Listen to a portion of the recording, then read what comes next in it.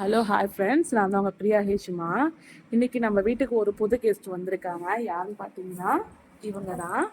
ஆக்சுவலாக வந்துட்டு நான் காலைல டோர் ஓப்பன் பண்ணும்போது வாசலில் இருந்தாங்க. பயங்கரமாக கத்திக்கிட்டு இருந்தாங்க. என்னடா அப்படின்னு பார்க்கும்போது பாவம் பறக்க முடியாமல் ரொம்ப கஷ்டப்பட்டுட்டு இருந்தாங்க. அப்புறம் போய் கிட்ட தூக்கும்போது பயங்கரமாக கத்துனாங்க. அவங்க அம்மா கூட வரும்போது மிஸ் பண்ணிட்டு போயிட்டாங்கன்னு நினைக்கிறேன் அவங்க அம்மா.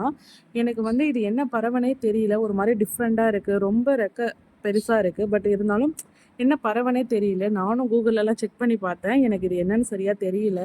பார்க்க கழுகு மாதிரி தான் இருக்குது. பட் கழுகும் கலர் வந்து ஒயிட் அந்த மாதிரி தானே இருக்கும். இது ரொம்ப டிஃப்ரெண்ட்டாக இருக்குது. ஆனால் ரெக்க ரொம்ப பெருசாக இருக்குது. பார்க்கவே அழகாக இருக்குது. இருந்தாலும் காலையிலேருந்து நானும் சாப்பாடு ஏதோ கொடுத்து பார்க்குறேன். இருந்தாலும் அவங்க அம்மா கொடுக்குற மாதிரி இல்லை போல். எதுவும் சாப்பிட மாட்டுறாங்க. தண்ணிலாம் நானே ரொம்ப கஷ்டப்பட்டு தான் கொடுத்தேன்.